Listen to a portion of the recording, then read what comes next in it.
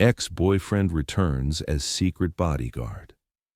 After 3 years, what happens in the cabin shocked her. Keisha's hands trembled as she read the message carved into her gallery door. "You can't hide forever." The stalker had found her again. Victor burst through the entrance, his face grim, followed by a figure that made her world stop spinning. Isaiah Donovan.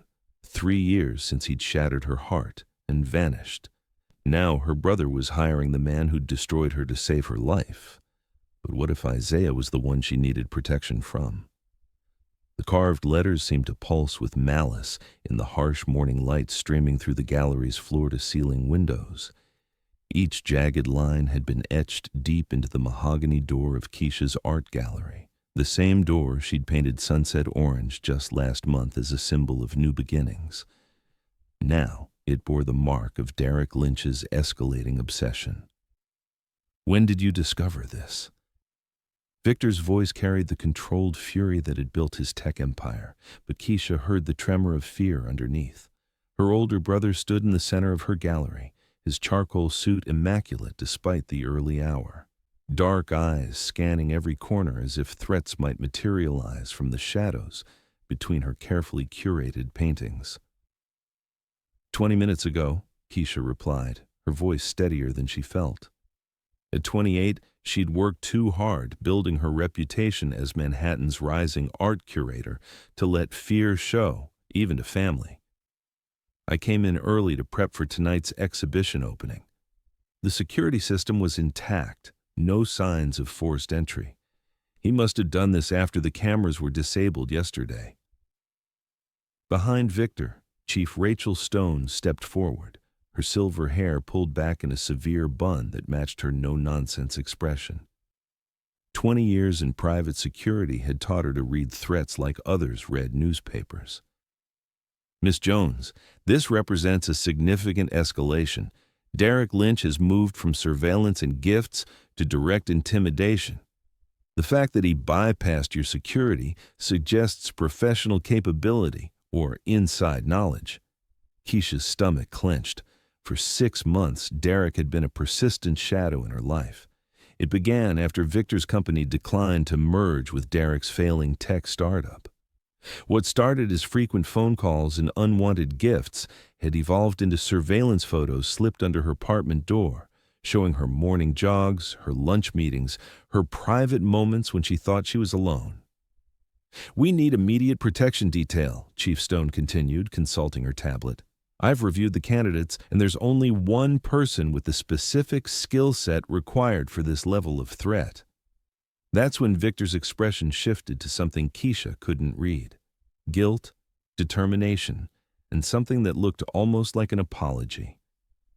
"Keisha," her brother said carefully, "you're not going to like this." The gallery door chimed as it chimed, opened, and Keisha's world tilted off its axis. Isaiah Donovan stepped through the threshold like he'd never left her life. All 6 feet 2 inches of quiet intensity and controlled power.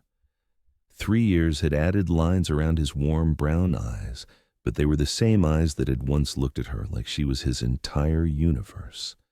His dark hair was shorter now, more professional, but her fingers remembered the texture of it. The way he moved hadn't changed either, that careful, deliberate grace of someone always aware of potential threats. He wore a simple black button-down and dark jeans, nothing that should have made her pulse accelerate. But this was Isaiah, the man who'd whispered promises in her ear during candlelit dinners, who'd traced her face with reverent fingers, who told her she was his forever, and then vanished without explanation. Their eyes met across 20 feet of polished concrete floor, and the air itself seemed to thicken. Time folded in on itself, bringing back sense memories she'd spent 3 years trying to forget. The scent of his cologne mixed with something uniquely him. The way he used to say her name like a prayer. The warmth of his hands and the safety she'd felt in his arms. "Hello, Keisha." His voice was exactly as she remembered, deep, careful, carrying weight. But there was something new in it now, uncertainty, pain that matched her own. She couldn't speak, couldn't breathe. The man who'd destroyed her was standing in her sanctuary, brought here by her brother like some cosmic joke. Victor cleared his throat, breaking the spell. Keisha, I know this is difficult, but Isaiah has the exact qualifications we need. Former Special Forces, specialized in close protection, experience with stalking cases. He's worked in private security for 3 years, with an impeccable record. You hired my ex-boyfriend to be my bodyguard, Keisha said slowly, each word carved from ice. The man who walked out of my life without a word of explanation. You hired him to protect me. Isaiah's jaw tightened almost imperceptibly, but he remained silent. Always a disciplined soldier, even in civilian clothes. I hired the best person for the job, Victor said firmly. Someone who will guard you with their life because he stopped, seeming to reconsider his words. Because what? Keisha's voice rose, and she didn't care. The carefully controlled curator facade cracked, revealing the wounded woman underneath. Because he loved me so much he disappeared? Because he cared so deeply he never called, never texted, never gave me the courtesy of an explanation? Isaiah flinched, and something flickered across his expression before the professional mask slid back into place. Miss Jones, I understand your concerns. If you prefer alternative protection, I can recommend other qualified personnel. Miss Jones. Like they were strangers. Like he hadn't memorized every inch of her body, like she hadn't fallen asleep in his arms believing in her forever. No, Keisha said, surprising herself. If Victor thinks you're the best, then you're hired. But this is strictly professional. You're my employee, nothing more. She turned away before he could respond, before the hurt in his eyes could weaken her resolve. Walking to the large window overlooking the street, she watched pedestrians hurry past, normal people living normal lives without stalkers or ex-boyfriends or brothers who thought they knew best. Chief Stone broke the silence.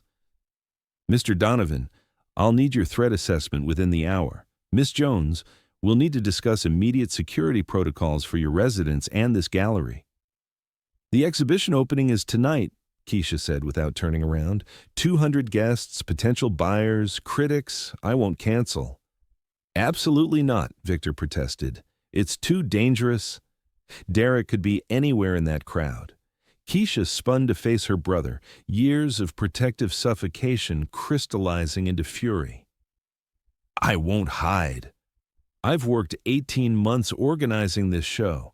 These artists depend on me, and I won't let Derek Lynch steal my life.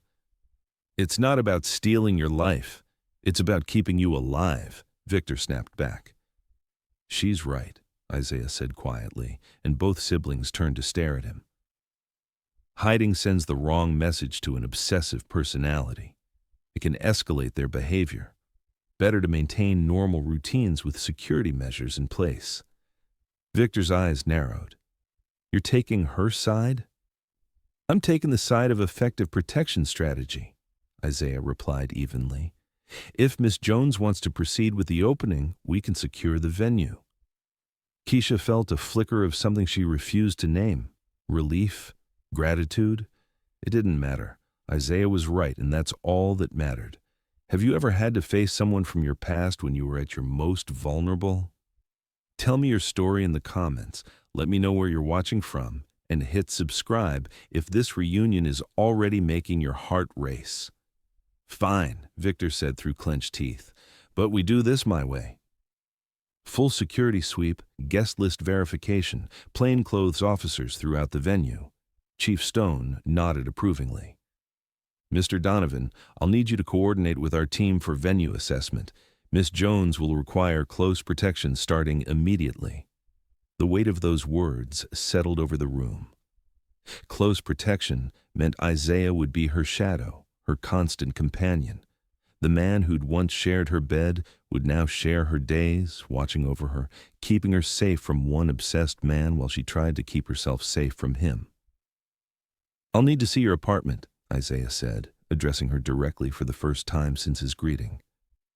Security assessment. Identify vulnerabilities.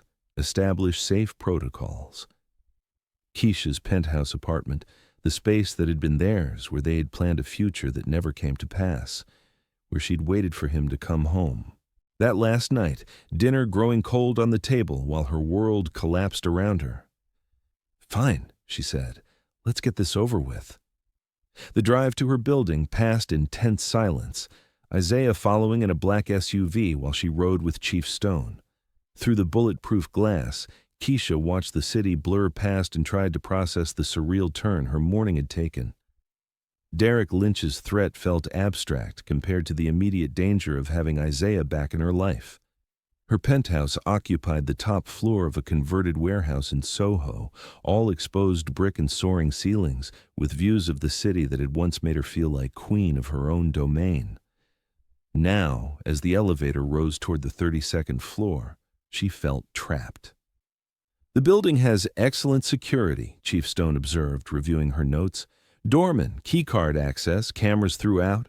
Your apartment's isolation on the top floor is both advantage and vulnerability." Isaiah stood in the corner of the elevator, and Keisha was hyper-aware of his presence. The small space felt charged with history and unspoken words. She caught a reflection of them both in the mirrored wall, her dark skin against his lighter complexion, the way they'd once complemented each other perfectly.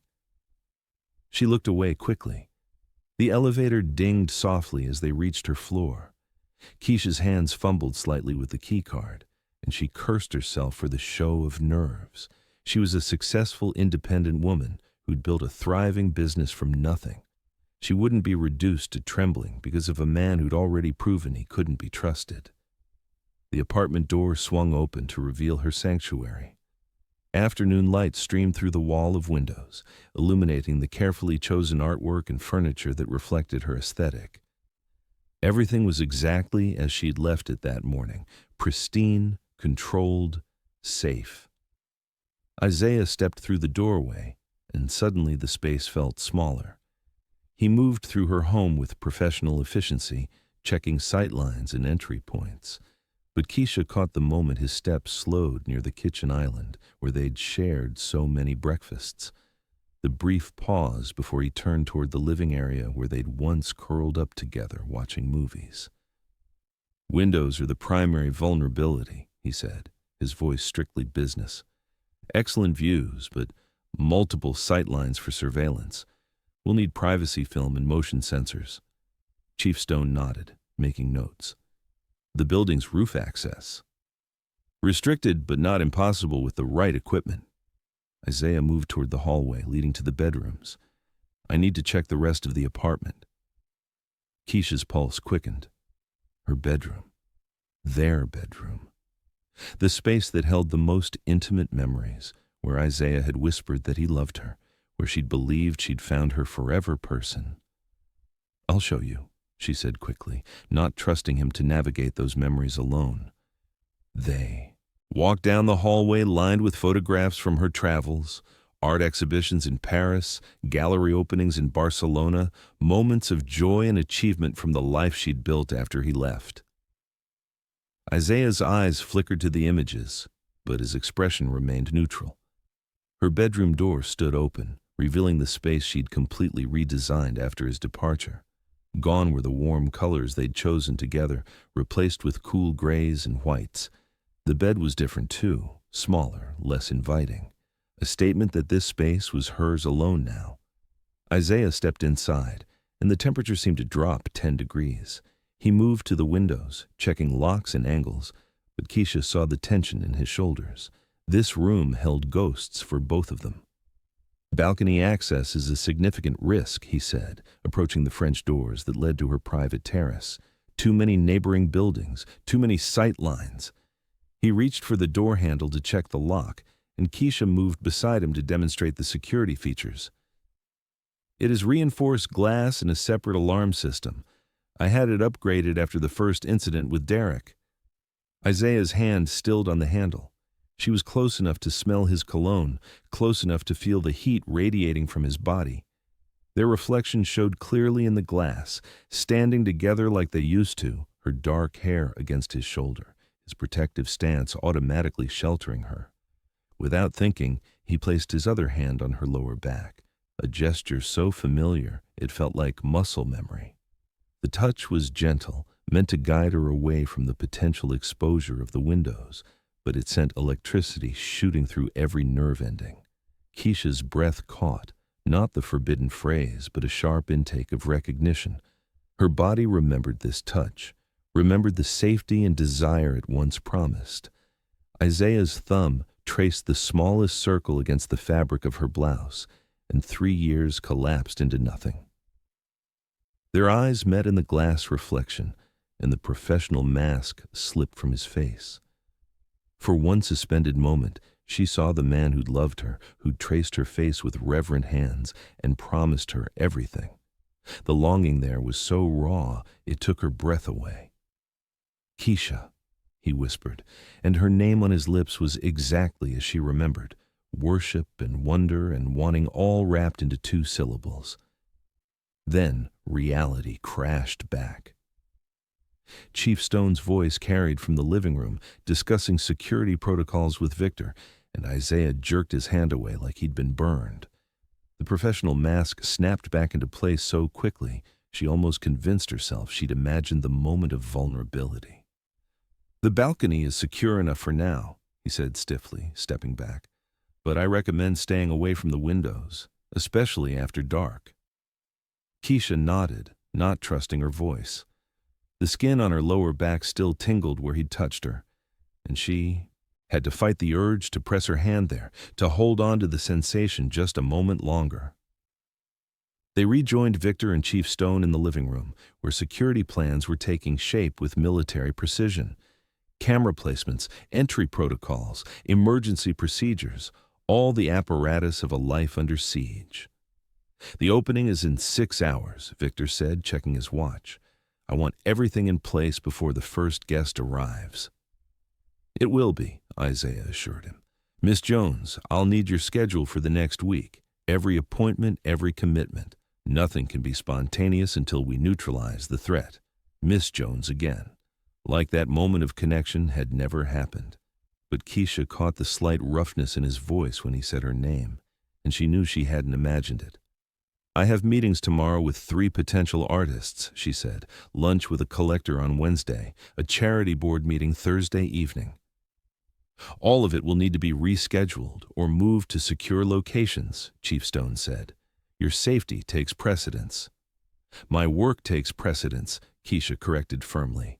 "I won't let Derek Lynch destroy what I've built." "We'll find a way to make it work." Isaiah's eyes flicked to her face, and she thought she saw approval there, or maybe pride. It was gone too quickly to be certain. "We'll make it work," he said quietly, and something in his tone suggested he was promising more than just security arrangements. The afternoon passed in a whirlwind of preparations. Security teams swept the gallery, cameras were installed, guest lists were verified. Isaiah coordinated everything with calm efficiency, and Keisha found herself watching him work. He'd always been competent, but there was a new authority in his movements, a confidence that came from years of protecting people. She wondered, not for the first time, what those 3 years had been like for him. Where he'd gone when he left her apartment that night with a single bag and no explanation. What had driven him away so completely that he couldn't even say goodbye.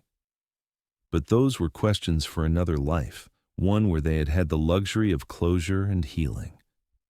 Right now, they were just 2 people trying to navigate an impossible situation, a stalker who wouldn't stop, a family determined to protect her, and a love story that had ended before it truly began. As the sun began to set over Manhattan, painting the sky in shades of amber and rose, Keisha stood before her bathroom mirror preparing for the evening that could make or break her career. The exhibition opening represented months of work, dozens of artists whose careers depended on her vision, and collectors whose interest could transform lives.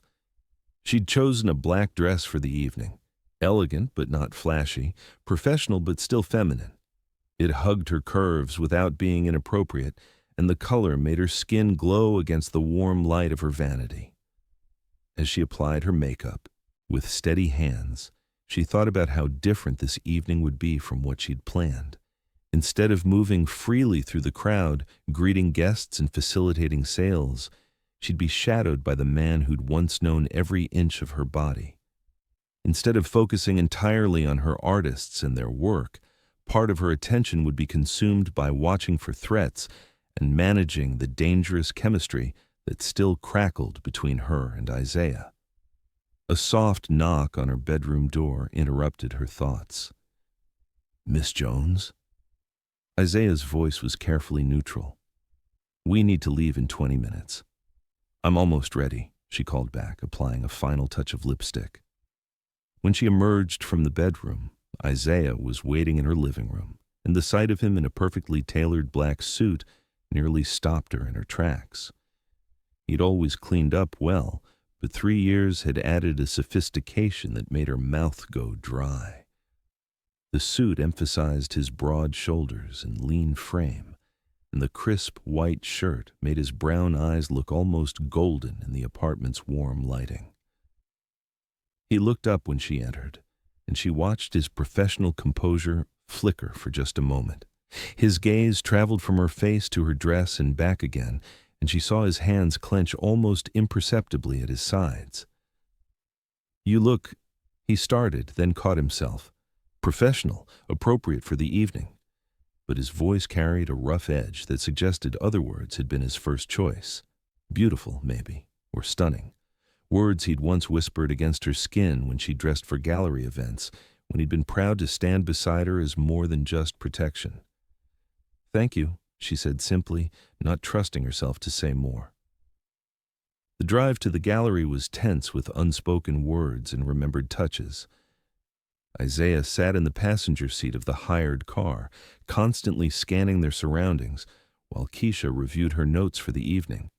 She'd memorized every detail about the featured artists and their work, but going through the motions helped calm her nerves. "The guest list has been verified," Isaiah said without looking at her. "Plainclothes officers throughout the venue, secure exits identified. If anything feels wrong, if you see Derek or notice any unusual behavior, you tell me immediately." "Understood." She paused, then added more quietly, "Isaiah? Thank you. For taking the job, I mean, despite everything between us." He was quiet for so long, she thought he wouldn't respond. Then, "There's nothing I wouldn't do to keep you safe, Keisha." "That hasn't changed." The simple honesty in his voice made her chest tighten with emotions she couldn't afford to feel. Not tonight. Not when so much was at stake. The gallery was transformed. Soft lighting illuminated the carefully arranged artwork, servers moved gracefully through the crowd with champagne and hors d'oeuvres, and the low hum of cultured conversation filled the space. It was exactly what Keisha had envisioned, sophisticated, elegant, focused on the art and the artists who'd poured their souls into every piece. She moved through the crowd with practiced grace, greeting collectors and critics, facilitating introductions between artists and potential buyers. This was her element, the work she'd trained for and excelled at. But she was constantly aware of Isaiah's presence, the way he positioned himself to always have clear sightlines, the careful way he observed every guest and interaction. "Keisha, darling," Margaret Hillsworth, one of Manhattan's most influential collectors, air-kissed both her cheeks. "This collection is absolutely divine. That piece by Rodriguez, the one with the fractured mirror, I simply must have it." "I'm so glad you connected with Sophia's work," Keisha replied warmly. "She's incredibly talented, and that piece represents months of exploration into themes of self-perception and healing."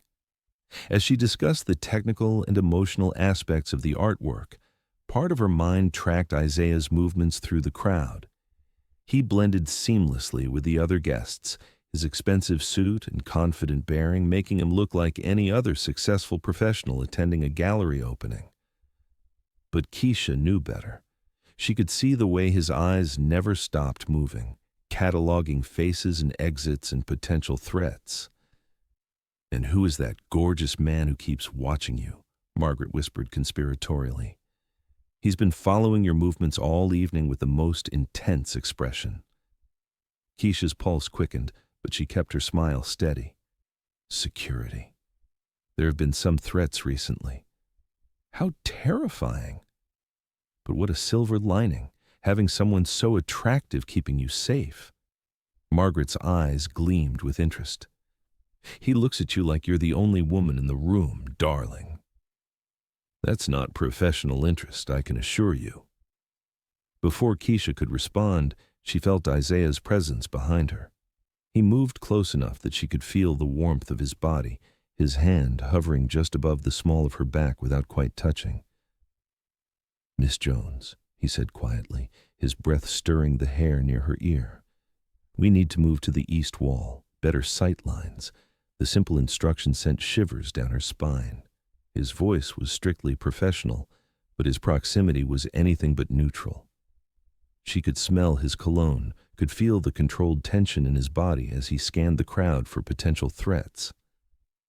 Of course, she managed, excusing herself from Margaret with promises to discuss the Rodriguez piece later. As they moved through the crowd, Isaiah's hand finally made contact with her lower back, guiding her through the clusters of guests with subtle pressure. The touch was brief and entirely appropriate, but it sent heat radiating through her entire body. Her skin remembered this guidance, the way he'd once moved through crowds with her at social events, proud and protective and utterly devoted. Chapter 2. They paused near a striking abstract painting, the artist's bold use of color and texture creating an emotional landscape that seemed to mirror Keisha's inner turmoil. Isaiah positioned himself slightly behind and to her left, close enough to intervene if necessary, but not so close as to seem unprofessional to the other guests. "Everything all right?" she asked quietly, turning slightly toward him. "Two men by the sculpture exhibit have been watching you for the past 20 minutes, he replied, his voice pitched low enough that only she could hear. "They don't match the guest list profiles." Keisha's chest tightened, but she kept her expression neutral. "Art journalists, maybe? Sometimes they attend without formal invitations." "Maybe," Isaiah's tone suggested he wasn't convinced. "Stay close. Don't wander off alone." The rest of the evening passed in a blur of conversations and champagne toasts, but Keisha was hyper-aware of every moment Isaiah drew near, every time his protective instincts brought him into her personal space. When a waiter stumbled near her with a tray of glasses, Isaiah's hand shot out to steady both the server and shield her from potential splashing. When an overly enthusiastic collector moved too close while gesturing wildly about a painting, Isaiah smoothly intercepted, creating space without seeming rude. Each protective gesture reminded her of how safe she had once felt with him, how his quiet strength had been like a shelter she could rely on completely. But it also reminded her of how that protection had vanished without warning, leaving her to face the world alone and wondering what she'd done wrong. By the time the last guest departed and the gallery staff began cleanup, Keisha felt emotionally drained. The opening had been a success. Several pieces sold, promising connections made between artists and collectors, positive feedback from critics. But the weight of Isaiah's constant presence, combined with the underlying threat of Derek's obsession, had left her feeling fragile in a way she hadn't experienced in years. The two men were legitimate, Isaiah reported as they waited for the car. Art bloggers from a downtown publication, but I'd rather be overly cautious. Keisha nodded, pulling her light jacket closer against the cool night air. The street outside her gallery was quiet now, most of the evening foot traffic having moved on to later venues. Streetlights cast pools of warm light on the sidewalk, and somewhere in the distance she could hear the sound of late-night traffic. "You did well tonight," Isaiah said quietly. "Professional, calm under pressure. Even with the additional security concerns, you made sure your artists felt supported." The unexpected praise made her throat tighten with emotion. During their relationship, Isaiah had always noticed her work, had understood how much her career meant to her. Even now, after everything between them, He saw and acknowledged her. Professional success. "Thank you," she said simply. "It means it's important to me that they know I believe in their work." The hired car pulled up to the curb, and Isaiah opened the door for her, his hand briefly touching her elbow as she slid into the back seat. The simple gesture was purely practical, but it sent familiar warmth spreading up her arm. As Manhattan blurred past the windows during the drive back to her apartment, Keisha found herself stealing glances at Isaiah's profile. The strong line of his jaw, the way his hair caught the passing streetlights, the careful way he continued to scan their surroundings, even in the relative safety of the vehicle.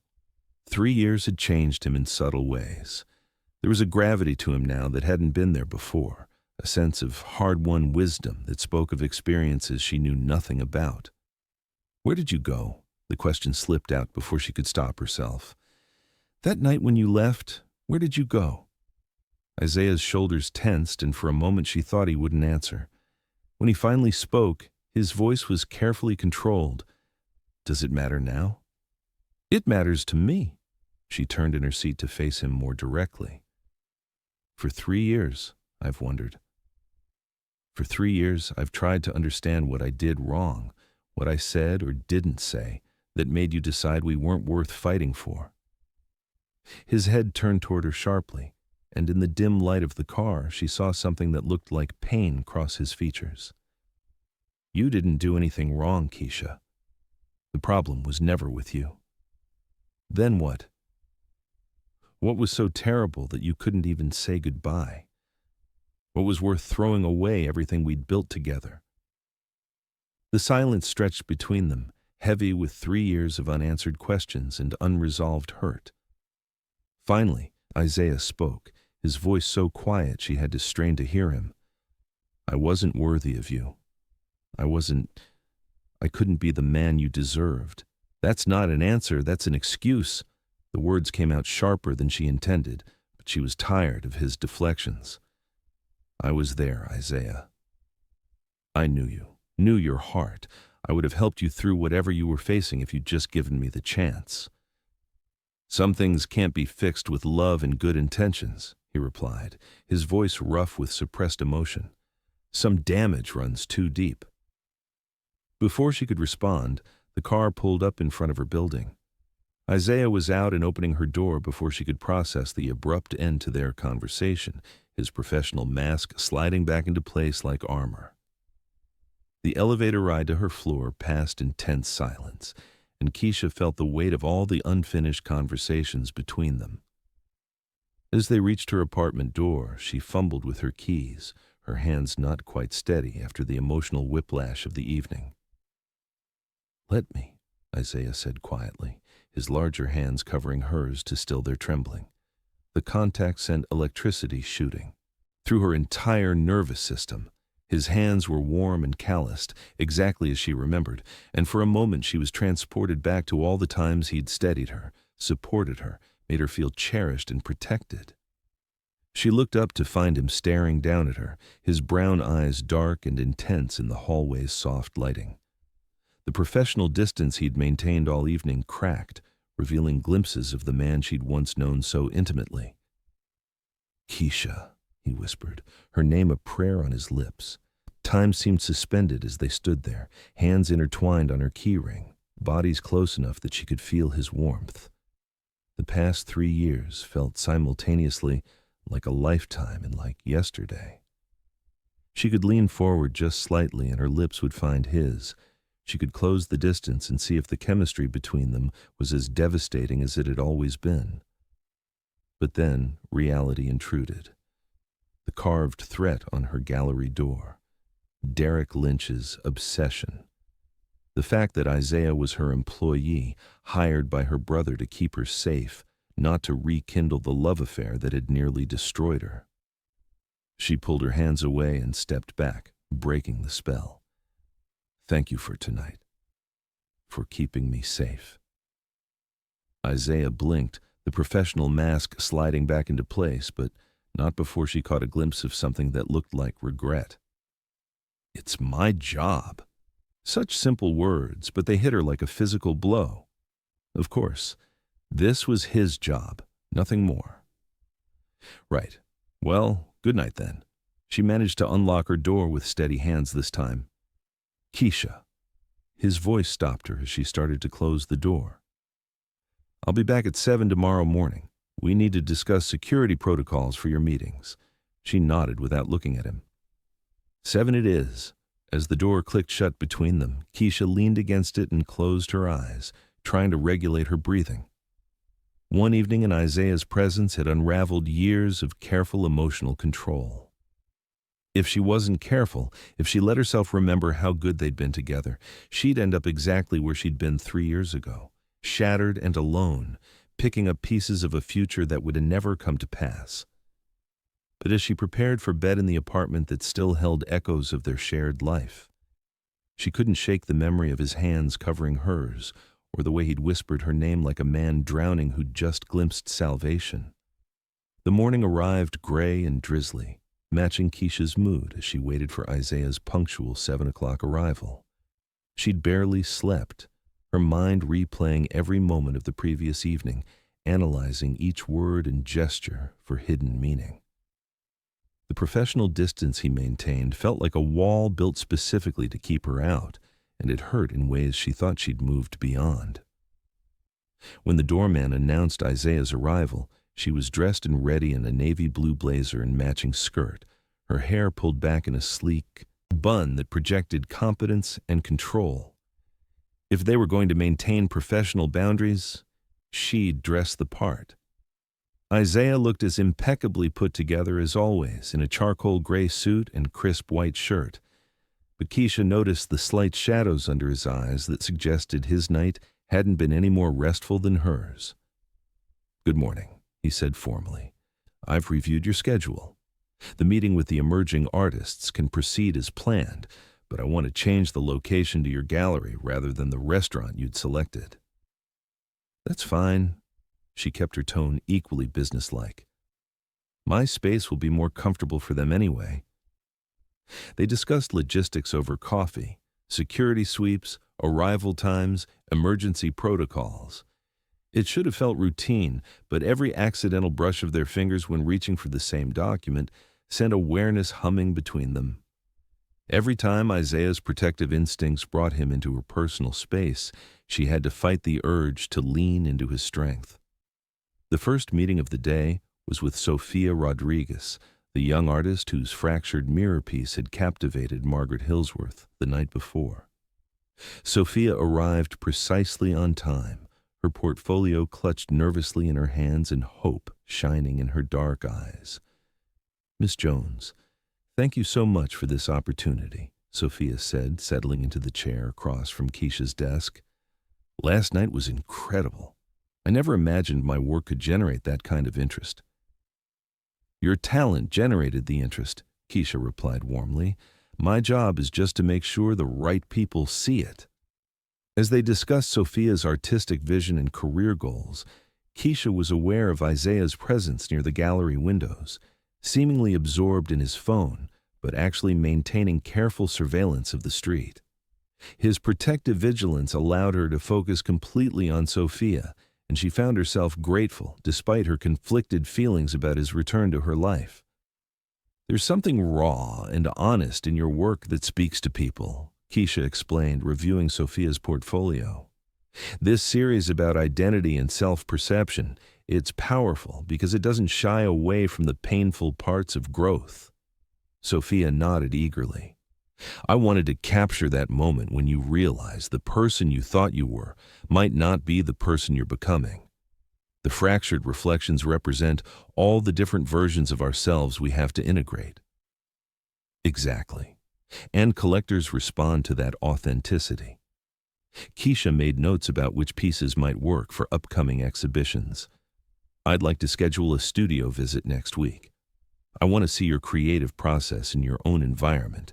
As they concluded the meeting with plans for future collaboration, Keisha felt the familiar satisfaction of connecting artist with opportunity. This was why she'd built her career, to be the bridge between creative vision and the audience that needed to. experience it. But as Sophia gathered her portfolio and prepared to leave, Isaiah suddenly moved from his position by the window, his entire body tensing with alertness. "Black sedan, same one from yesterday," he said quietly, his eyes fixed on the street. "Third time it's circled the block." Keisha's stomach dropped. Derek, even in broad daylight, in the middle of a business meeting, his presence cast a shadow over her life. "Sophia, I think we should conclude for today," she said, forcing her voice to remain steady. "I'll call you later about the studio visit." The younger woman picked up on the tension immediately, her eyes darting between Keisha and Isaiah. "Is everything all right?" "Just a security precaution," Isaiah answered smoothly. "Nothing to worry about, but we'd prefer you exit through the back entrance today." Sophia nodded uncertainly as Isaiah guided her toward the gallery's rear exit, checking the alley carefully before allowing her to leave. Keisha watched through the window as the black sedan made another slow pass, and her hands clenched into fists at her sides.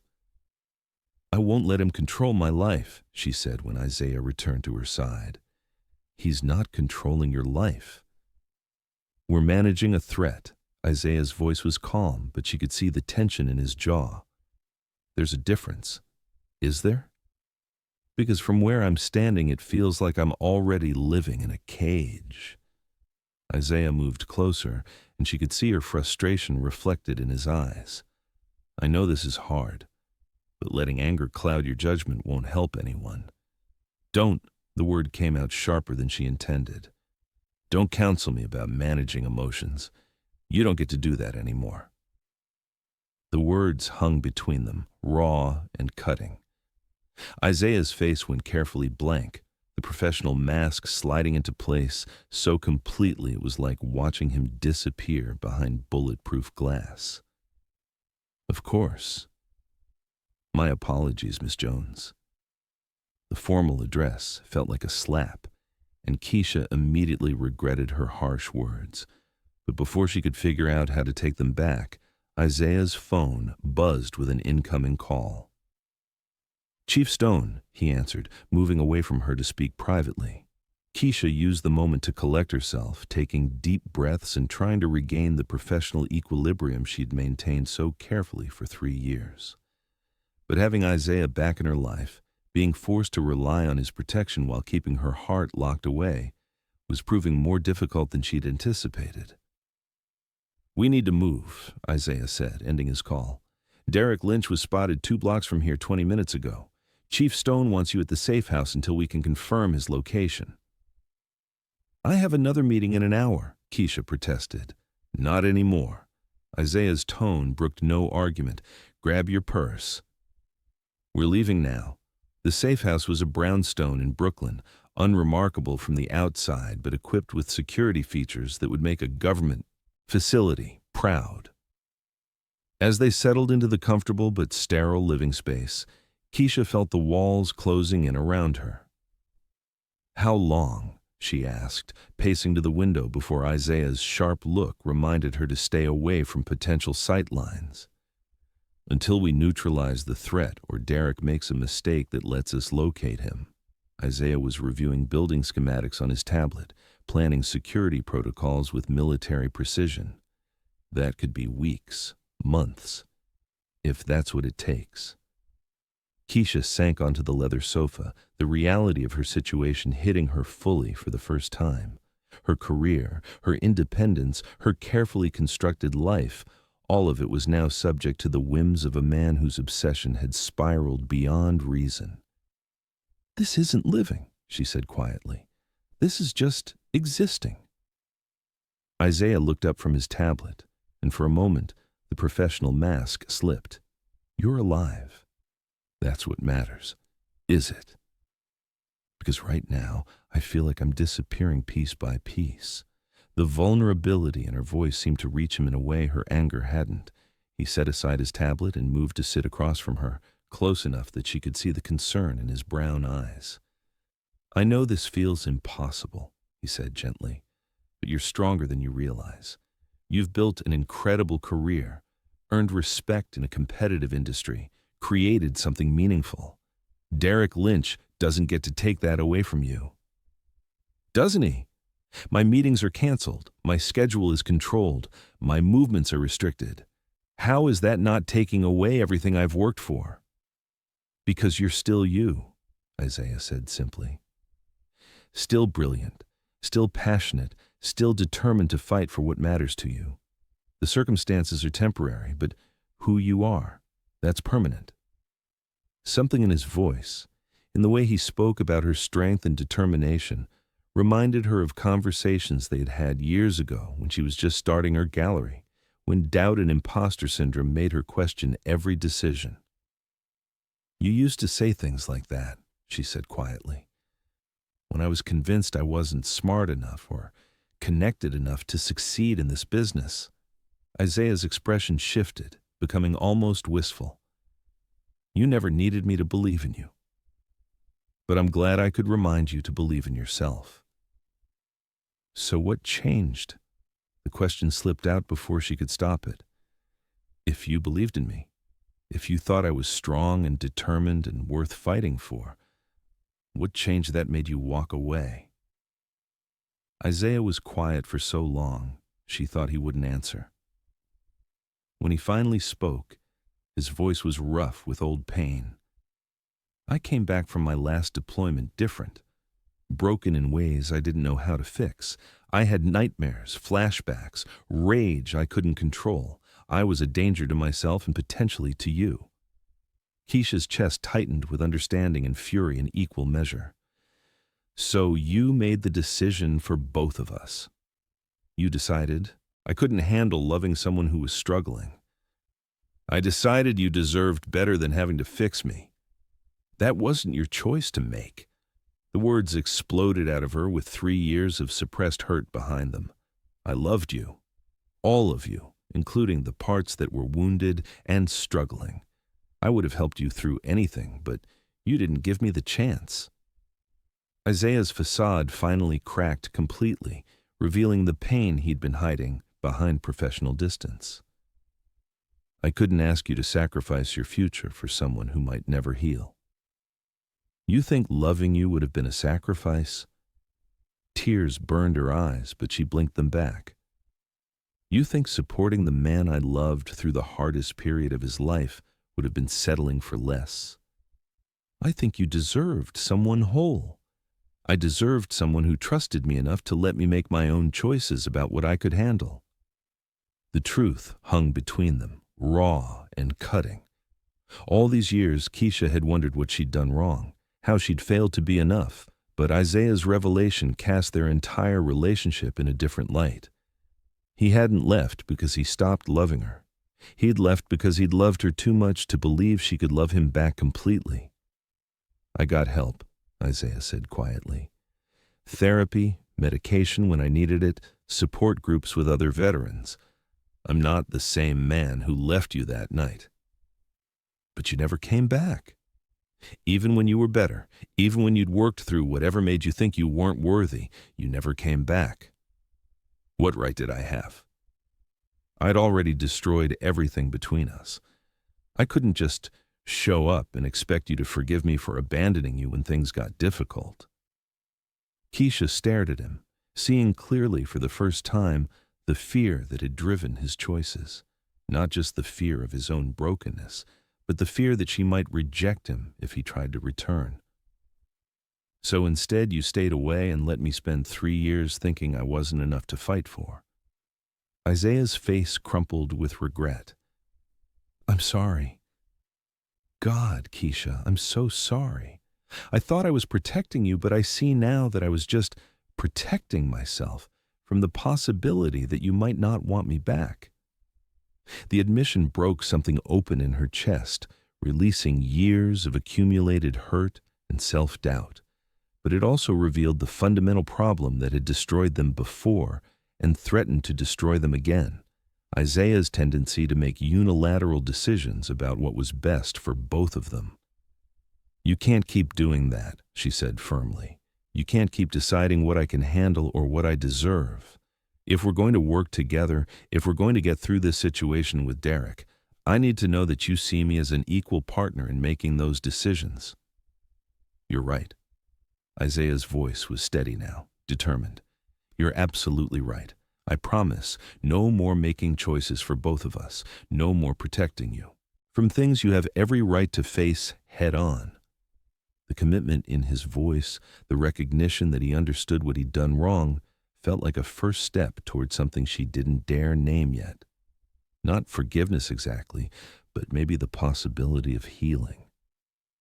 A sharp knock at the safe house door interrupted the moment, and Isaiah immediately shifted back into protection mode, moving to the security panel to identify their visitor.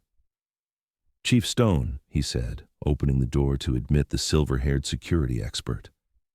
We have a problem, Chief Stone announced without preamble. Derek Lynch has escalated beyond surveillance. He sent a package to your gallery an hour ago. She handed Isaiah a manila folder containing photographs, and Keisha watched his face go grim as he reviewed the contents. What kind of package? Keisha asked, though she wasn't sure she wanted to know. Dead roses, Chief Stone replied. 24 black roses with a note saying, "Soon you'll understand that we belong together." Isaiah's hands clenched around the photographs. Any witnesses to the delivery? Courier service, but the account was set up with false information. We're tracking the payment method, but Derek's been careful about covering his digital footprints. Keisha felt a chill run down her spine. Dead roses felt like a promise and a threat wrapped together, a glimpse into Derek's deteriorating mental state. There's more, Chief Stone continued. He's been asking questions about your relationship with Mr. Donovan. Apparently he's done enough research to know about your romantic history. The temperature in the room seemed to drop 10 degrees. If Derek knew about her past with Isaiah, if he saw Isaiah's protection as romantic rivalry rather than professional duty, it could escalate his obsession in dangerous new directions. What kind of questions? Isaiah asked, his voice deadly calm. Whether you're involved again. Whether the protection detail is cover for rekindling your relationship. He seems to view Mr. Donovan as a romantic obstacle rather than a security professional. Keisha's stomach clenched with understanding. In Derek's twisted perception, Isaiah wasn't just keeping her safe, he was keeping her from Derek. The stalker's obsession might now include eliminating what he saw as competition for her affections. That puts Isaiah at risk too, she realized, turning to look at him. If Derek thinks we're together, he might target both of us. I can handle Derek Lynch, Isaiah said firmly. My concern is keeping you safe, not managing his delusions about our relationship. But Keisha could see the calculation behind his calm facade. Derek's obsession had just become exponentially more dangerous, and Isaiah was now a target as well as a protector. We need to consider relocating you again, Chief Stone said. This safe house may be compromised if Derek's surveillance is more sophisticated than we initially assessed. Where? Keisha asked, though she already suspected the answer would be somewhere even more isolated, more restrictive. I have a secure property upstate, Isaiah said. Remote location, excellent sight lines, multiple escape routes if necessary. A cabin in the woods with Isaiah, the man whose touch still sent electricity through her entire nervous system, whose presence filled every room with tension and possibility. The man who'd just admitted he'd loved her too much to trust her with his brokenness. For how long? She asked. Until we neutralize the threat, Chief Stone replied. Could be days, could be weeks. Days or weeks alone with Isaiah, forced into close quarters while navigating the minefield of their shared history and unresolved feelings, while managing the very real danger of a stalker whose obsession had now expanded to include eliminating romantic competition. When do we leave? Keisha asked. Because the alternative, living in constant fear, allowing Derek to control her choices, was unacceptable. Within the hour, Isaiah replied. Pack light, essentials only. As Chief Stone departed to coordinate security arrangements, Keisha found herself alone with Isaiah again, the weight of their impending isolation settling between them. "This changes things," she said quietly. "It doesn't have to." But Isaiah's voice carried uncertainty that contradicted his words. "We're going to be alone together, probably for weeks. After everything we just admitted to each other, after 3 years of unfinished business, you really think we can maintain professional distance?" Isaiah was quiet for a long moment, and when he looked at her, she saw her own conflicted feelings reflected in his eyes. "I don't know," he admitted, "but I know I'll do whatever it takes to keep you safe, even if that means keeping you safe from me." The honesty in his voice, the acknowledgement that the chemistry between them posed its own kind of risk, made her chest tighten with possibilities she wasn't ready to examine. "What if I don't want to be kept safe from you?" The words slipped out before she could stop them, carrying 3 years of suppressed longing and current desire. Isaiah's control finally cracked completely. In 2 strides, he crossed the space between them, his hands framing her face with desperate tenderness. "Keisha," he whispered, her name a prayer and a warning all at once. She could see the war in his eyes, duty versus desire, protection versus passion. The same war that was raging in her own chest between the safety of professional distance and the magnetic pull that had never stopped drawing her toward him. "I know this is complicated," she said softly, her hands coming up to rest against his chest. "I know there's no simple way forward, but I can't pretend I don't feel this, don't feel you." His thumb traced the curve of her cheek, the same gesture he'd used years ago when words weren't enough to express what was in his heart. "I've never stopped loving you," he said, his voice rough with suppressed emotion. "Not for a single day in 3 years, but I'm terrified of hurting you again." "Then don't," she said simply. "Don't make decisions for both of us. Don't run when things get difficult. Trust me enough to stay and fight for what we could have together." Isaiah's eyes searched her face as if memorizing every detail. "You're sure? Because once we cross this line, there's no going back to professional distance." "I'm sure," she said, and meant it. "I'm tired of pretending you don't affect me. I'm tired of acting like what we had wasn't the most real thing I've ever experienced." His mouth came down on hers with 3 years of suppressed longing behind it, desperate and hungry and achingly familiar. Keisha melted into the kiss, her body remembering perfectly how they fit together, how his hands knew exactly where to touch to make her come apart. This wasn't the careful, professional distance they'd maintained for the past 2 days. This was Isaiah unleashed, claiming her mouth like he had every right, like she belonged to him in ways that went beyond job descriptions and security protocols.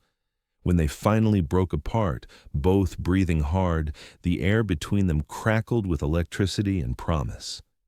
"Whatever happens at that cabin," Isaiah said, his forehead resting against hers, "whatever this becomes, I need you to know that keeping you safe is still my priority.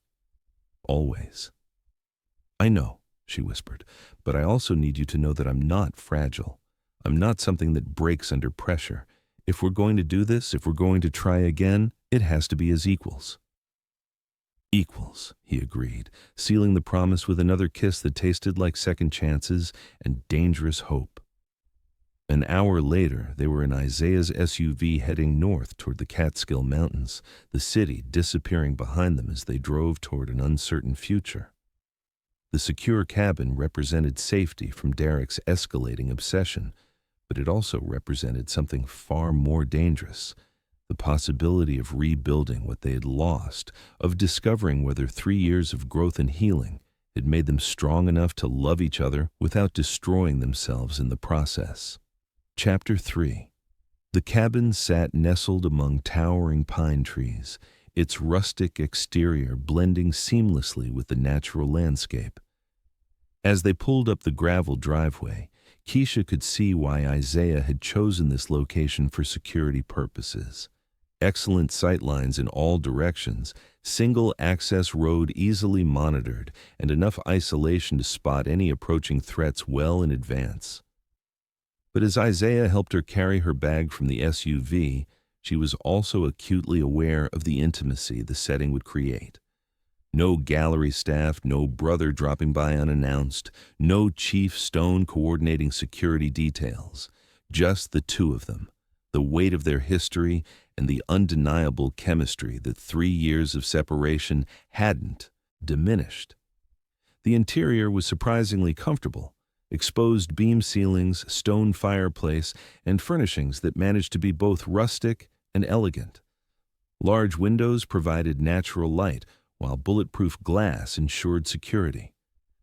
It was the kind of place that could be a romantic retreat under different circumstances. "There are 2 bedrooms," Isaiah said, setting down their bags.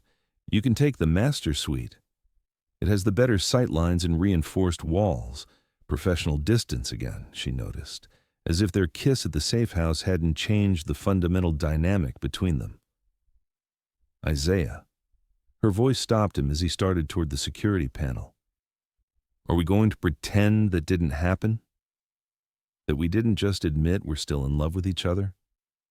He turned to face her, and she could see the internal struggle playing out across his features. "I don't want to pretend, but I also don't want to take advantage of a situation where you're vulnerable and dependent on me for protection. You think I kissed you back because I'm vulnerable?" She crossed the space between them, not stopping until she was close enough to see the golden flecks in his brown eyes. "You think what I feel for you is about dependence rather than choice. I think emotions run high in crisis situations. I think proximity and danger can create feelings that might not exist under normal circumstances." Keisha reached up to cup his face in her hands, forcing him to meet her gaze. "I loved you before there was any crisis. I never stopped loving you during 3 years of normal circumstances. This isn't trauma bonding or misplaced gratitude. This is me choosing you, despite everything you put me through." Isaiah's hands came up to cover hers, his eyes closing as if her touch was both salvation and torment.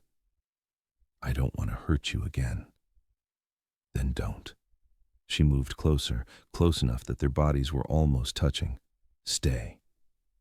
Fight for us. Trust me to know my own heart." When his eyes opened, the professional mask was completely gone. What she saw instead was raw vulnerability, desperate love, and the same longing that had been eating at her for 3 years. "I've dreamed about this," he admitted quietly, "about having the chance to do it right this time. But I'm terrified I'll mess it up again." "We both will probably mess up sometimes," she said honestly. "But that's what people who love each other do. They forgive, they learn, they try again." Isaiah's mouth came down on hers again, but this time the kiss was different, less desperate, more reverent, like he was savoring the taste of her, the reality of holding her again after so long. "I missed this," he whispered against her lips. "I missed you so much it felt like missing a limb." "I'm right here," she said softly. "I'm not going anywhere." The promise seemed to break something loose in him. His arms came around her properly, pulling her against his chest. She could feel the tension, leaving his body as he allowed himself to believe, finally, that this was real. They stood there for a long time, just holding each other, relearning the shape and feel of bodies they'd once known as well as their own. Keisha breathed in the scent of his cologne, mixed with something uniquely Isaiah, let herself feel the solid strength of his frame, the careful way his hands stroked her hair. "We should probably discuss logistics," Isaiah said eventually, though he made no move to release her. "Security protocols, communication schedules, emergency procedures." "Logistics can wait," Keisha replied, tipping her head back to look at him. "Right now I want to know about you. About what the last 3 years have been like. About who you've become." They settled on the couch in front of the fireplace, and Isaiah built a fire while Keisha made coffee in the cabin's well-equipped kitchen. The domestic simplicity felt both foreign and achingly familiar after so long. "Tell me about the therapy," she said when they were settled side by side, mugs warming their hands. Isaiah was quiet for a moment, and she could see him deciding how much to reveal. Finally, he began to speak, his voice careful but honest. It took me 8 months to admit I needed help. I kept thinking I could handle it on my own, that asking for support was weakness. When I finally went, I spent the first 6 sessions arguing with the therapist about whether PTSD was even real. Keisha smiled despite the seriousness of the topic. That sounds like you, never wanting to admit vulnerability. Yeah, well, turns out vulnerability is actually strength in disguise. Who knew? His self-deprecating tone made her chest tighten with affection. The hardest part was learning to forgive myself for the things I'd seen and done overseas, and for leaving you the way I did. What changed? What made you finally believe you were worth saving? Isaiah was quiet for so long she thought he wouldn't answer. When he finally spoke, his voice was rough with old pain. There was a moment, about 18 months into treatment, when I realized I was planning my life around staying away from everyone I cared about. Not just you, but my family, friends from before deployment. I was choosing isolation because it felt safer than risking human connection. He paused, staring into the fire. My therapist asked me if that was really living or just surviving, and I realized I'd been surviving for so long, I'd forgotten what living felt like. Keisha reached for his hand, intertwining their fingers. So you started living again. I started trying to. Started the security business, rebuilt relationships with my family, learned to trust myself around other people. But there was always this piece missing, this sense that I'd left the most important part of myself behind when I left you.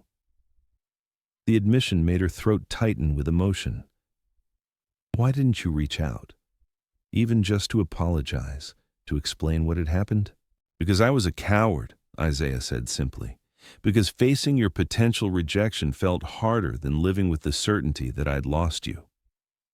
Keisha turned to face him more fully on the couch. I wouldn't have rejected you. I might have been angry, might have needed time to process what you'd put me through, but I wouldn't have turned you away. I know that now. But fear isn't rational, especially when it comes to protecting the things we care most about. The irony wasn't lost on either of them. Isaiah had spent 3 years protecting himself from the possibility of losing her, only to lose her anyway through his own choices. Well, we're here now, Keisha said softly. Whatever happens next, we're starting from a place of honesty this time. Honesty, Isaiah agreed, bringing their joined hands to his lips and pressing a gentle kiss to her knuckles. No more running, no more making decisions for both of us. As if summoned by their renewed commitment to transparency, Isaiah's phone buzzed with an incoming message. His expression grew grim as he read the screen. Derek, Keisha asked, though she already knew from his reaction. Chief Stone. Derek was spotted outside your apartment building 2 hours ago. He tried to access the penthouse using a service elevator, but building security intercepted him. Keisha's stomach clenched. While she and Isaiah had been rebuilding their connection, Derek had been escalating his pursuit. Did they arrest him? He ran before police arrived. But Chief Stone found something troubling in his abandoned backpack. Isaiah's voice was carefully controlled, but she could hear the anger underneath. Chloroform, zip ties, and detailed floor plans of your apartment. The implication hit her like a physical blow. Derek hadn't just been planning surveillance or intimidation, he'd been planning abduction. He was going to take me, she said quietly, the reality of how close she'd come to danger finally sinking in. Isaiah's free hand clenched into a fist. He's not going to get within a mile of you. I promise you that. But Keisha could see the guilt in his expression, the way he was already blaming himself for bringing personal feelings into a professional situation. This isn't your fault, she said firmly. Derek's obsession has nothing to do with you and me rekindling our relationship. His plan was already in motion before you even took this job. Maybe. But if he sees me as romantic competition, it could make him more unpredictable, more willing to take dangerous risks. Then we deal with that together. Keisha squeezed his hand. As partners, remember? No more making unilateral decisions about what's best for me. Isaiah looked like he wanted to argue, to retreat back into protector mode where he could control variables and minimize her exposure to risk. But instead, he took a deep breath and nodded.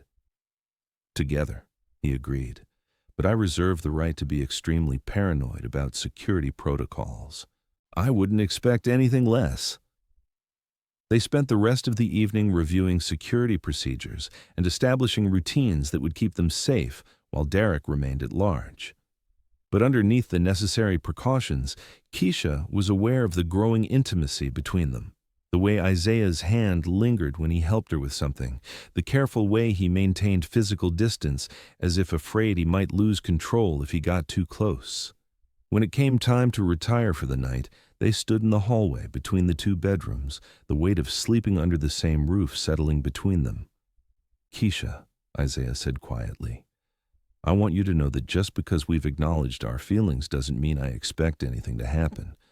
We can take this as slow as you need. She studied his face in the dim hallway light, seeing the careful respect there, the determination to let her set the pace. It was so different from the way he'd made assumptions about what she could handle 3 years ago. What if I don't want to take it slow? She asked softly. Isaiah's breath caught, and she saw desire flare in his eyes before he carefully banked it. Then we talk about it. We make sure we're both ready, both choosing this for the right reasons. I'm ready, she said simply. I've been ready for 3 years. The question is whether you trust yourself enough to believe that. Isaiah's control wavered, and she could see him fighting between what he thought he should do and what he desperately wanted. I trust you, she continued, moving closer. I trust us. The question is whether you do. Instead of answering with words, Isaiah reached for her, his hands framing her face with the same reverent tenderness he'd shown that afternoon. When he kissed her, it was with complete surrender. No more holding back, no more professional distance, just Isaiah loving her with everything he had. I trust us, he whispered against her lips. God help me, I trust us. The next morning brought gray skies and the sound of rain against the cabin windows. Keisha woke in Isaiah's arms, her head pillowed on his chest, listening to the steady rhythm of his heartbeat. They'd spent hours talking and reconnecting, sharing 3 years of experiences and growth, relearning the landscape of each other's bodies and hearts. For the first time in 3 years, she felt completely safe. Not just physically, though Isaiah's presence provided that, but emotionally safe, like she was exactly where she belonged.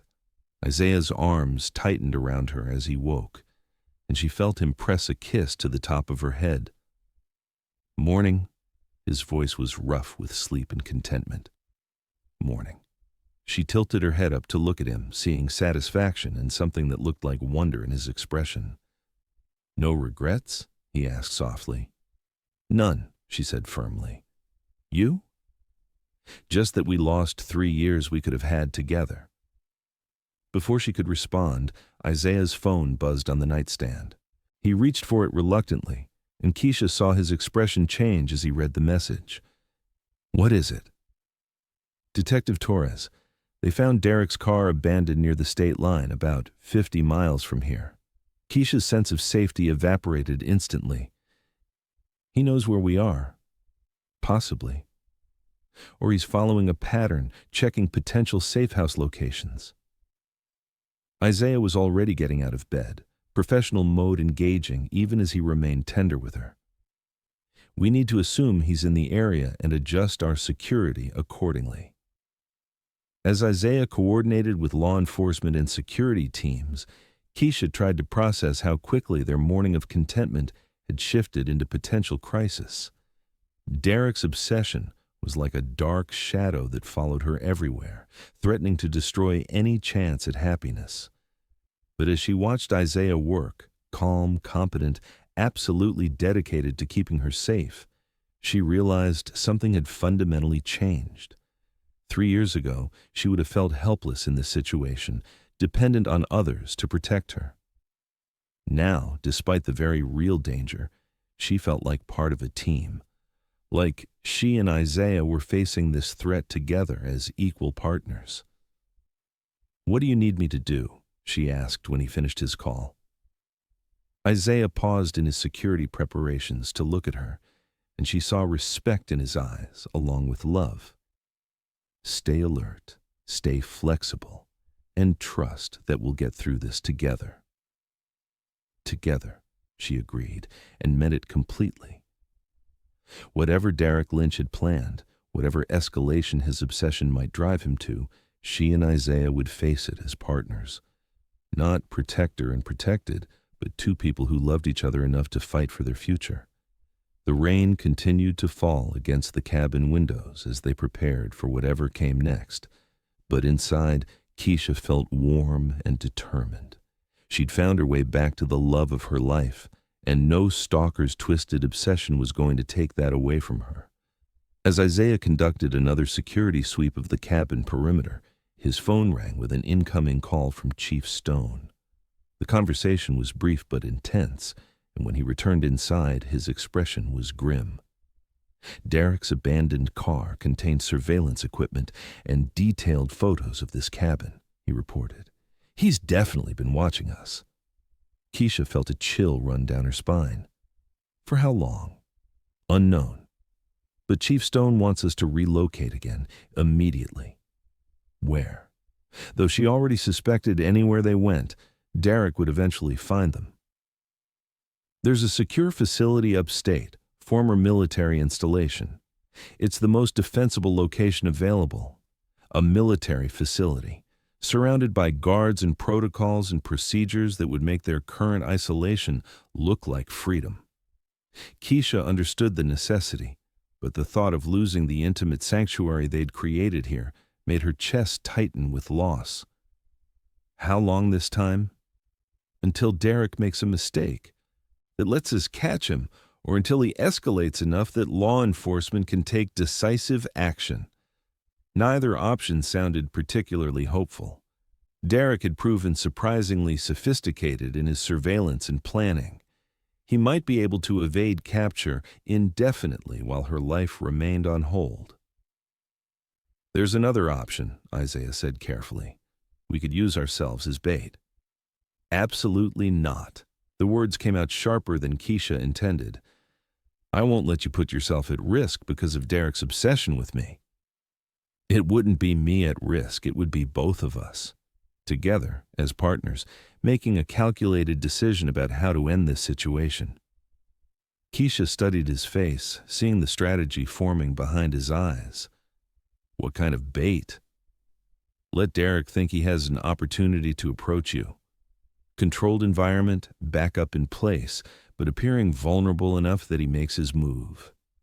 Using me as live bait to draw out a potentially violent stalker." She considered the option, weighing freedom against safety. "What would that look like?" "Your gallery opening was supposed to continue through the week. We stage your return to the city, make it look like you're resuming normal activities despite the threats. Derek won't be able to resist the opportunity. It was dangerous, but it was also proactive. Instead of hiding indefinitely while Derek controlled the situation, they would take control back." "I want to do it," Keisha said firmly. "I want to end this so we can have our life back." Isaiah nodded, but she could see his reluctance. "We do it right. Full tactical support, every contingency planned for. And if anything goes wrong, if Derek deviates from expected behavior, we abort immediately." He agreed. She moved closer to him, needing the reassurance of physical connection. "Whatever happens, we face it together." Isaiah's arms came around her, strong and protective, and absolutely steady. "Together," he promised, "always." As they began planning their return to the city and the dangerous gamble they were about to take, Keisha felt a sense of resolution settling over her. Derek Lynch had stolen months of her life with his obsession, had forced her to live in fear and isolation, but he wouldn't steal her future. Not when she'd finally found her way back to the man who'd always been her other half. Not when they'd learned to love each other with the wisdom and strength that came from surviving loss and choosing each other again. Whatever Derek had planned, whatever final confrontation awaited them, she and Isaiah would face it as partners. And on the other side of that confrontation lay the possibility of everything they'd dreamed of 3 years ago: love, partnership, and the kind of future worth fighting for. What would you choose? Safety without love, or love with danger? Drop your thoughts below, and don't forget to subscribe for tomorrow's heart-stopping conclusion. The drive back to the city felt like traveling toward an 8 yards inevitable confrontation, every mile bringing them closer to the moment when Derek's obsession would finally be resolved one way or another. Isaiah had coordinated with law enforcement and private security to create what appeared to be a vulnerability in Keisha's protection, while actually establishing multiple layers of concealed backup.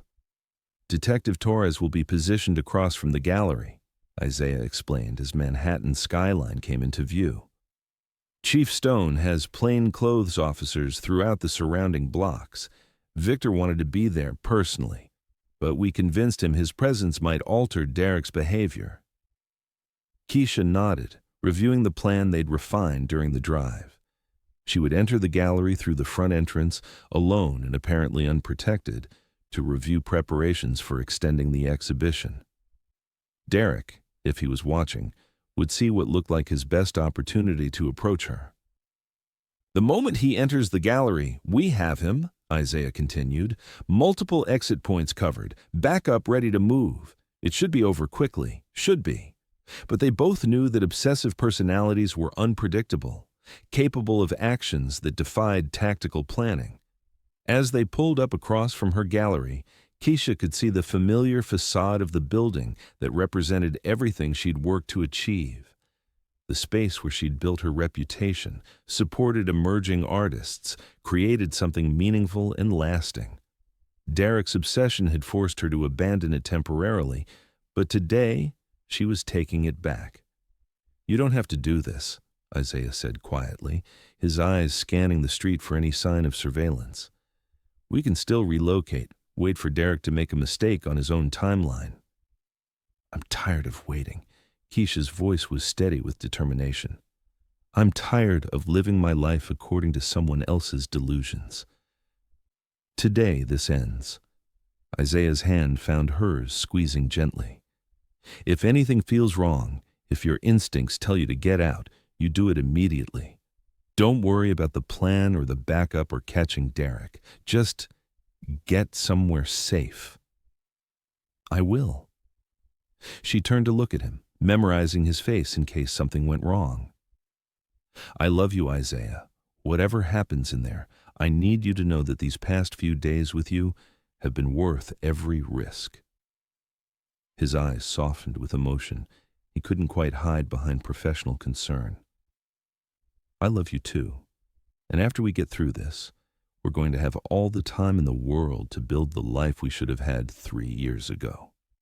The promise sustained her as she crossed the street and approached her gallery, very aware that Derek could be watching from any number of concealed positions. The afternoon sun cast long shadows between the buildings, creating perfect hiding spots for someone who understood surveillance.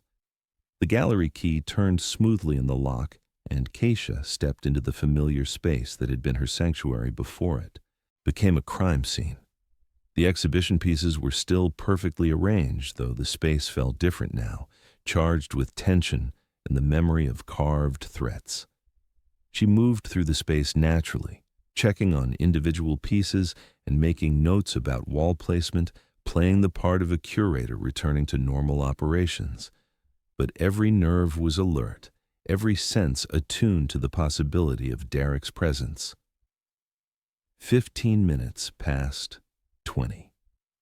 Keisha began to wonder if Derek was more cautious than they had anticipated, if he would wait for a better opportunity rather than take what appeared to be obvious bait. Then she heard the soft chime of the front door opening. "Miss Jones?" The voice was unfamiliar, soft, nervous, with an undertone that made her skin crawl. "I hope you don't mind the intrusion. I wanted to see your beautiful work." Derek Lynch stepped into view, and Keisha's first thought was how ordinary he looked. Medium height, unremarkable features, the kind of person who could disappear into any crowd, but his eyes held an intensity that made her understand why Isaiah had been so concerned about unpredictable behavior.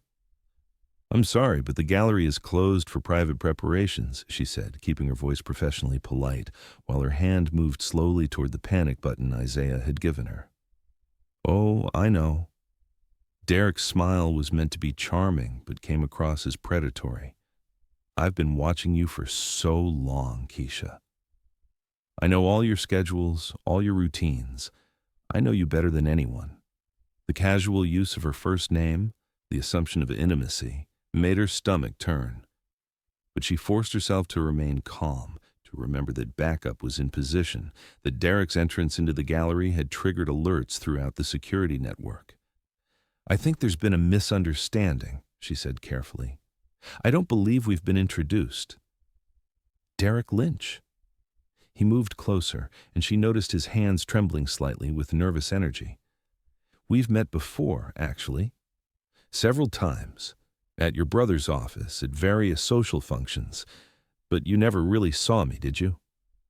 The accusation in his voice, the suggestion that she'd somehow wronged him by not returning his interest, sent warning signals through every instinct she'd developed over months of dealing with his escalating behavior. "Mr. Lynch, I'm going to have to ask you to leave. The gallery is closed, and this visit is inappropriate." "Inappropriate?" Derek's voice sharpened with the first edge of the anger she'd been dreading. "What's inappropriate is the way you've been ignoring what we could have together. What's inappropriate is the way you let that man touch you, let him think he has any right to you. Isaiah." Derek's obsession had expanded to include jealous rage about their rekindled relationship. "There is no we, Mr. Lynch. There never has been, and there never will be." Keisha's voice was firm despite the fear crawling up her spine. "I'm asking you to leave now, or I'll call security." "Security?" Derek laughed, the sound brittle and unbalanced. "You mean your boyfriend? The broken soldier who abandoned you once and will abandon you again the moment things get difficult? The casual cruelty of the assessment, the way Derek had researched their history and twisted it into a weapon, ignited anger alongside her fear. "Isaiah is twice the man you'll ever be," she said, abandoning diplomatic caution. "He's honorable and brave and would never terrorize someone he claimed to care about." Derek's face twisted with rage at her defense of Isaiah. "He left you. He walked away when you needed him most, and you're still defending him." "He came back," Keisha said simply. "When I needed protection, when I was in real danger, he came back. That's what people who actually love you do." "Love?" Derek's voice rose to a shout. "You think he loves you? He's being paid to babysit you. The moment this job ends, he'll disappear again, and you'll be alone. Even if that were true, I'd rather be alone than with someone who thinks love means fear and control." The words hit Derek like physical blows, and Keisha saw the moment his tenuous grip on rationality finally snapped. His hand moved to his jacket, and she caught a glimpse of something that might have been a weapon. Where was the backup? Where was Isaiah? As if summoned by her desperate thought, the gallery door opened again, and Isaiah stepped through with deadly calm. "Step away from her, Derek." Isaiah's voice carried absolute authority, and Keisha felt a rush of relief so intense it made her knees weak. But Derek spun toward the interruption with wild eyes and the kind of unpredictability they had all feared.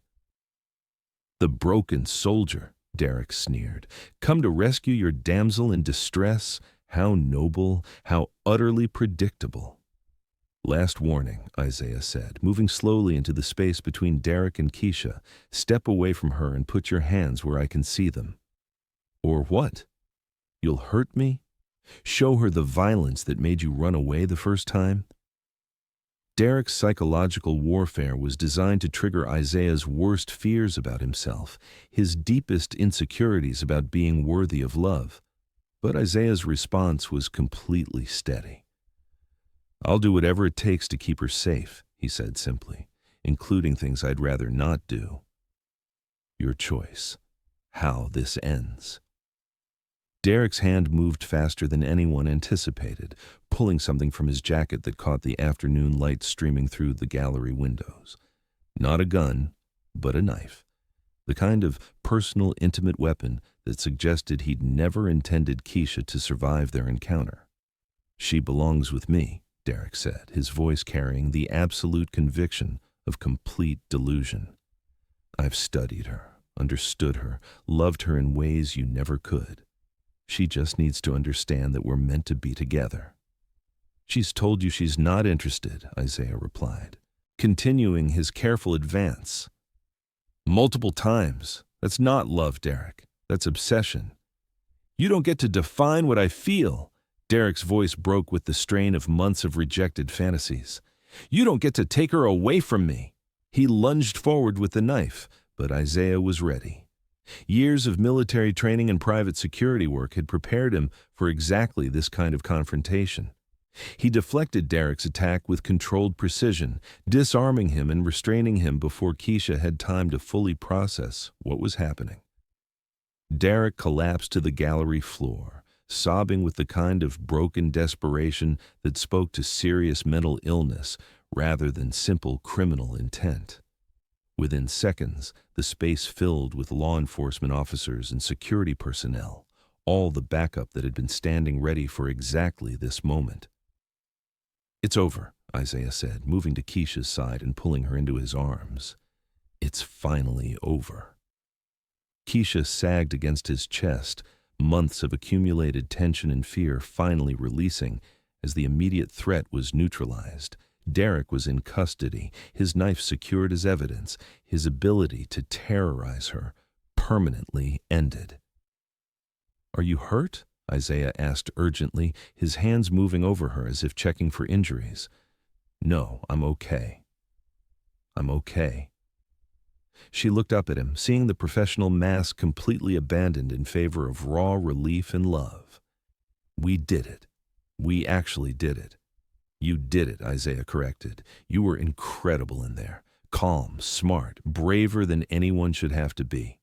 As Detective Torres coordinated Derek's arrest and Chief Stone managed the crime scene, Keisha and Isaiah found themselves in a quiet corner of the gallery, holding each other and processing the reality that the threat that had controlled their lives for months was finally neutralized. "What happens now?" Keisha asked. "Now we live," Isaiah said simply. "We go back to your apartment, we plan a real future together, we stop looking over our shoulders every 5 minutes. Together. If you'll have me. Permanently this time, no more running, no more making decisions based on fear." Keisha looked around the gallery that represented everything she'd built, everything Derek had tried to take from her. The space was theirs again, safe and familiar and full of possibility. "I'll have you," she said, smiling for what felt like the first time in months. "I'll have you for as long as you're willing to stay." "Forever then," Isaiah said, sealing the promise with a kiss that tasted like freedom and new beginnings. "I'm planning on forever." 3 weeks later, Keisha stood in her gallery preparing for a new exhibition opening, this one celebrating the work of artists who had overcome trauma to create beauty. The space was filled with the warm buzz of conversation, the clink of champagne glasses, and the satisfied energy that came from connecting art with audience. But tonight felt different from previous openings. Tonight, she moved through the crowd not as someone who'd survived a crisis, but as someone who'd reclaimed her life completely. Derek Lynch was receiving the psychiatric treatment he needed in a secure facility, his obsession finally being addressed by mental health professionals rather than law enforcement. More importantly, Isaiah was by her side not as hired protection, but as her partner in every sense. He'd adapted his security business to work as a consultant rather than hands-on bodyguard, allowing him to support her career while building his own. The Rodriguez piece sold again, Isaiah said quietly, appearing at her elbow with 2 glasses of champagne. Third collector interested tonight. Sophia's going to be so thrilled. Keisha accepted the glass gratefully, letting herself lean into Isaiah's solid warmth. This kind of interest could transform her entire career trajectory. The way your support transformed her confidence, Isaiah observed. You're good at seeing potential in people, believing in them until they can believe in themselves. The comment made her think of their own journey, the way they both had to learn to believe they were worthy of the love they'd found in each other. Speaking of believing in people, she said, turning to face him more directly, Victor mentioned you turned down the corporate security contract he offered. Isaiah nodded. I like the consulting work better. More flexible schedule, less time away from what matters most. Which is you, he said simply, as if it were the most obvious thing in the world. Building a life with you. Making sure I never miss another important moment because I'm too afraid to trust what we have together. Keisha's chest tightened with emotion. This version of Isaiah, confident in their relationship, willing to prioritize their partnership, was everything she'd dreamed of during those lonely months after he'd first left. I love you, she said, not caring that they were in the middle of her professional event. I love who you've become, who we've become together. I love you too, Isaiah replied, his arms coming around her in full view of gallery guests and critics, and I love that we're not hiding anymore. Not from each other, not from the world. As if to prove his point, he kissed her right there in the middle of her gallery opening, a public declaration that they belonged to each other completely. The kiss tasted like champagne and promise, and the kind of future they'd both stopped believing was possible. When they broke apart, Keisha noticed Margaret Hillsworth watching them with obvious satisfaction from across the room. I told you that man looked at you like you were the only woman in the room, Margaret said, approaching with her characteristic directness. I'm rarely wrong about these things. Neither am I, apparently, Keisha replied, her hand finding Isaiah's and holding tight. Sometimes the greatest risk is the one most worth taking. As the evening continued around them, artists celebrating, collectors acquiring, critics reviewing, Keisha felt a deep sense of completion. Not because Derek's threat had been neutralized, though that relief was enormous, but because she and Isaiah had finally learned to love each other with complete honesty and trust. They discovered that some wounds could heal stronger than before, that some love stories were worth fighting for even when the odds seemed impossible. Most importantly, they had learned that true partnership meant facing whatever came next as equals, supporting each other's dreams while building something beautiful together.